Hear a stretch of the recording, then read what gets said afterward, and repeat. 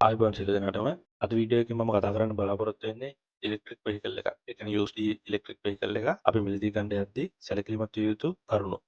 හොයා බලන්න ඕන දේවල් මොනවද? ඉතින් අපි මුලින්ම මේකේ චෙක් කරන්න ඕනේ බැටරි හෙල්ත් එක. බැටරි හෙල්ත් එක කියන්නේ බැටරිය තමයි මේ ඉලෙක්ට්‍රික් වෙහිකල් එක හાર્ට් එක වගේ තියෙන්නේ. ඉතින් බැටරි හෙල්ත් එක චෙක් කරද්දී මුලින්ම අපි බැටරි කැපැසිටි එක බලන්න ඕනේ. බැටරි කැපැසිටි එක බලනවා කියන්නේ මේකේ ඔරිජිනල් කන්ඩිෂන් එකේ තියෙන බෑඩ් කන්ඩිෂන් එකේ තිබ්බ කැපැසිටි එකයි දැන් මේ වෙලාවේදී අපි මිලදී ගන්න යන වෙලාවේ තියෙන කැපැසිටි එකයි කම්පෙයාර් කරලා බලනවා. එතකොට ඔරිජිනල් කැපැසිටි එකට වැඩිය ගොඩාක් වෙනස් වෙලා නැති වෙන්න තියෙනවා නම් මේ වාහනේ හොඳයි. ඒ වගේම බැටරි වොරන්ටි එක.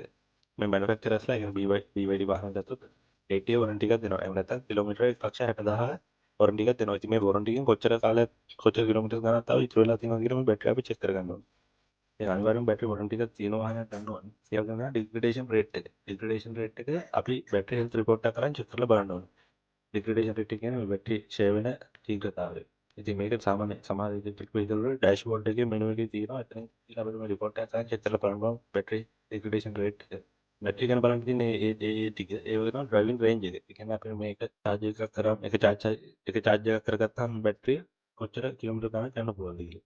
ඉතින් මේක හොඳ රේන්ජ් එක තියෙනවා නම් අපිට මේ වාහනේ ගන්න පුළුවන්. ඒක අපි කම්පෙයාර් කරගන්න ඕනේ මේ වාහනේ මැනුෆැක්චර් කරාම ඔරිජිනල් බ්‍රෑන්ඩ් නිව් කන්ඩිෂන් එකකින් තිබ්බ රේන්ජ් එකයි දැන් මේ වෙලාවේදී තියෙන රේන්ජ් එකයි කම්පෙයාර් කරලා බලන්න ඕනේ. ඒ වගේම කම්පෙයාර් කරලා බලද්දී අපිට මේ රේන්ජ් එක අපි ඩේලි අපේ ඩ්‍රයිවිං නීඩ්ස් වලට ගැලපෙනවා. ඒ අපි දෛනිකව භාවිතා වන කිලෝමීටර් ගානට ඒක ගැලපෙනවා. ඒ දැන් හිතන්න ඔරිජිනල් වාහනේ තියෙන්නේ බ්‍රෑන්ඩ් නිව් කන්ඩිෂන් එකේ තියෙන්නේ ඩ්‍රයිවිං රේන්ජ් එක කිලෝමීටර් 400. දැන් අපි මේ ගන්න යන වෙලාවේදී කරන්ට් රේන්ජ් එකේදී තියන්නේ කරන්ට් රේන්ජ් එක කිලෝමීටර් 300යි. ඒතර මම දවසට මම සාමාන්‍ය කිලෝමීටර් 100ක් විතර නම් අදින්නේ. දැන් මේක එක චාර්ජර් කිලෝමීටර් 300ක් යන්න පුළුවන් ලෙවල් එකක තියෙනවා. ඉතින් මට ප්‍රශ්නයක් නැහැ කිලෝමීටර් 100ෙන් මම දවසට යන්න අවශ්‍ය නැහැ. මම නිතරම යන කෙනෙක් නෙමෙයි නං. මේ වගේ ඒක තමන්ගේ අවශ්‍යතාවය අනුව සලකලා බලලා තමයි ගන්න ඕනේ. මම නිතරම කිලෝමීටර් ලොකු ගණන් වලින් යනවනේ. ඩ්‍රයිවිං රේන්ජ් එක බ්‍රෑන්ඩ් නිව් කන්ඩිෂන් එකකින් ගොඩාක් අඩු වෙච්ච රේන්ජ් එකකට අඩු වෙච්ච වාහනයක් ගන්න එපා කට්ටිය. සාමාන්‍යයෙන් සැලකිලිමත් වේග ප්‍රමාණයක් අඩු වෙලා තියෙනවා. ඒ කියන්නේ ඔයගොල්ලන්ට ඒක ප්‍රශ්නයක් නැත්තම් අඩු වෙලා තියෙන රේන්ජ් එක ඒ දැන් තියෙන රේන්ජ් ඔයගොල්ලන්ගේ අවශ්‍යතාවය හැටියට ඔයගොල්ලන්ට සෑහීමකටපත් වෙන්න ඇති නම් ඔයගොල්ලෝ ඒ වාහනේ චෙක් කරලා බලලා ගන්න පුළුවන්.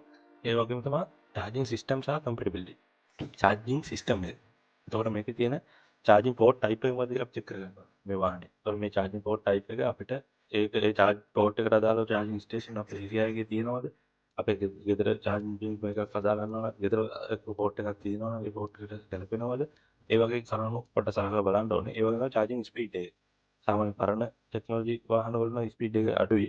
අලුත් EV වල නම් ස්පීඩ් එක සාමාන්‍ය කිලෝවොට් 150ට වඩා වැඩි ෆාස්ට් චාර්ජින් ස්පීඩ් එකක් තියෙනවා. ඒ වගේම හෝම් චාර්ජින් සෙටප් එක අපි හෝම් චාර්ජින් සෙටප් එක පිළිබඳව අපි සලකා බලන්න ඕනේ. සාමාන්‍ය ඒ වාහන දෙනෙක් කියලා හෝම් චාර්ජින් සෙටප් එකක් ස්විච් එකම දෙන්න ඉඩ තියෙනවා. සාමාන්‍යයෙන් අපිට ඒ වගේම මිලදී ගන්න වෙනවා. නැත්නම් අපේ ගෙදර සමහර විට ඒක ඊට කලින් අපි ෆික්ස් කරගෙන තියෙනවා. ඒක චෙක් කරලා බලන්න ඕනේ. එහෙම අපේ හෝම් චාර්ජින් සෙටප් එකක් අපි සෙට් කරගන්න දවසක් නැත්නම් සෙට් කරගන්න නැත්නම් චෙක් කරලා බලන්න ඕනේ අපේ ඒ ඒරියා එකේ කිට්ටුව charging public charging stations තියෙනවද? අන්න ඒ කාරණා පිළිබඳව චෙක් කරගන්න ඕනේ. ඒ වගේම තමයි මේ සර්විස් ඇන්ඩ් මේන්ටෙනන්ස් හිස්ටරි එකත් මේකේ චෙක් කරගන්න ඕනේ. මේන්ටෙනන්ස් කොස්ට් එක සෑහෙන අඩුයි. මේන්ටෙනන්ස් එනවා අඩුයිනේ. මේ වාහනවල මොකද මූවිං පාර්ට්ස් අඩු හින්දා අපි කලින් වීඩියෝ වලත් මේවා කතා කරා. ඉතින් ඒකින්ද ලොකු මේන්ටෙනන්ස් එන්නේ නැහැ. හැබැයි මොකක් හරි ඉෂුව එකක් ආවොත් මේක රිපෙයාර් කොස්ට් එක වැඩි. මොකද ඉෂුව එකක් එන්නේ කලාතුරකින්. ඒකට එහෙම වුණොත් ඔක එන්නේ බැටරි වල හරි මෝටර් එකේ හරි ඉන්වර්ටර් වල හරි ඉතින් ඔය වගේ එකක් આવොත් ඒවට යන වියදම් චුට්ටක් වැඩි. ඒ වගේම තමයි මේකේ බැටරි මෝටර් රිපෙයාර් කලින් කරලා තියෙනවා කියලා චෙක් කරලා බලන්න ඕනේ. මේක ඉතිහාසයේ අතීත මේකේ හිස්ටරි එක චෙක් කරලා බලන්න ඕනේ. බැටරි රීප්ලේස් කරලා තියෙනවද? ඉන්වර්ටර් ෆේලියර් එකක් ඇවිල්ලා තියෙනවද? ඒ දේවල් චෙක් කරලා බලන්න ඕනේ. ඒ වගේම software updates. software updates සාමාන්‍යයෙන් සමහර EVs software update එක්කම improve වෙන EVs තියෙනවා. ඉතින් අපි දැන් යන වාහනේ software update කරන වාහනයක් නම් බලන්න ලේටස්ට්ම අප්ඩේට් එක මේකේ ගහලාද තියෙන්නේ කියලා. ඒ වගේ තමයි බ්‍රේක් පෑඩ් එක. බ්‍රේක් පෑඩ් පිළිබඳව චෙක් කරලා බලන්න ඕනේ. බ්‍රේක් පෑඩ් හොඳට සර්විස් කියන්නේ මේ වගේ තියෙන රීජනරේටිව් බ්‍රේකින් සිස්ටම් එකක්. මම මේ රීජනරේටිව් කතා කරන ඔයගොල්ලෝ ඒ වීඩියෝ එකකින් බලන්න. මේක නැත්නම් තේරෙන්නේ නැති මේක බලද්දි. රීජනරේටිව් බ්‍රේකින් සිස්ටම් එකක් තියෙන නිසා ඒතර මේ බ්‍රේක් පෑඩ් ලොකු කාලයක් පාවිච්චි කරන්න පුළුවන්. සාමාන්‍ය ගෑස් කාරයක තියෙන බ්‍රේක් පෑඩ් වලට. ඉතින් මේ බ්‍රේක් පෑඩ් වල කන්ඩිෂන් එක චෙක් කරන්න ඕනේ. කොහොමද හොඳ තත්ත්වයක තියෙනවද කියලා. ඒ වගේ තමයි මේක අර මම කලින් කතා කරා වොරන්ටි එක මැනුෆැක්චරර් වොරන්ටි එකයි මැනුෆැක්චරර් සපෝට් එකයි කොහොමද කියලා චෙක් කරලා බලන්න ඕනේ.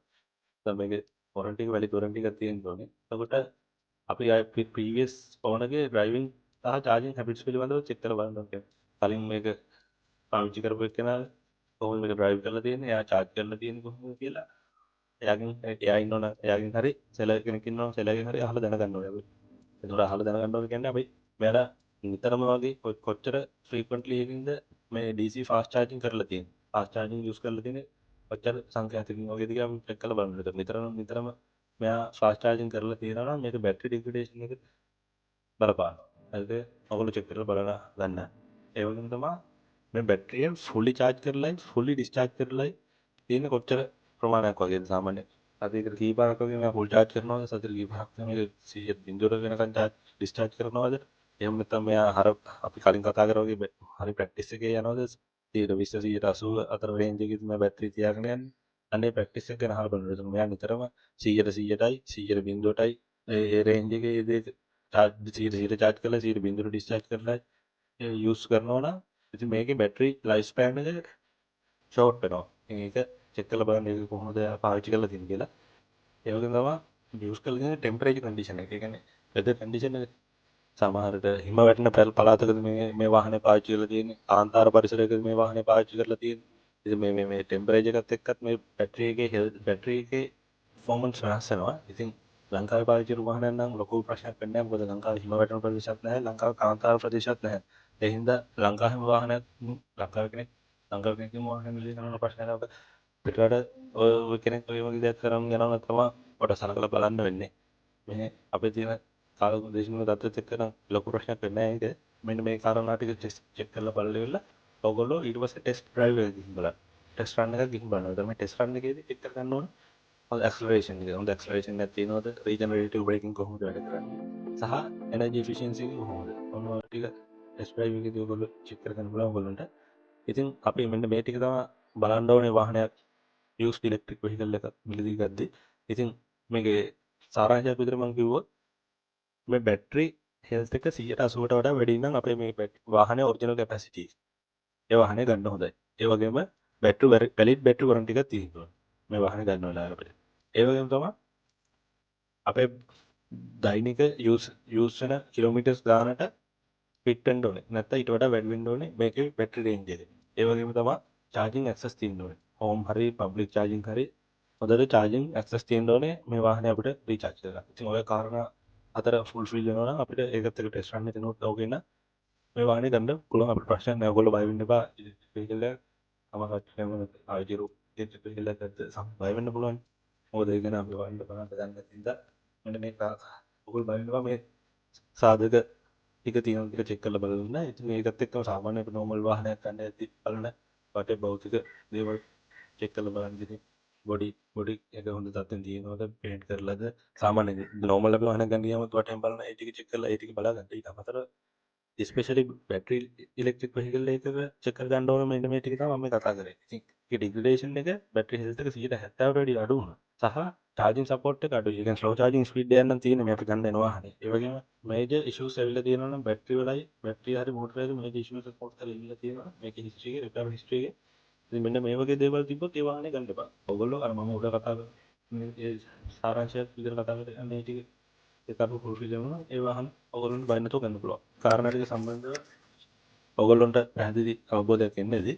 ඉතින් බය වෙන්න එපා අපිට යූස් ඉලෙක්ට්‍රික් වෙහිකල් එකක් ගන්න පුළුවන්. ඉතින් දැන් අර සාධක ටික මේ ගන්නේ පරිස්සමෙන් චෙක් කරලා බලන්න බැටරි හෙල්ත් එක, බැටරි රේන්ජ් එක සහ චාර්ජින් කම්පැටිබිලිටි එක. අපිට චෙක් කරගත්තට පස්සේ ඩිසිෂන් එකක් ගන්න පුළුවන්.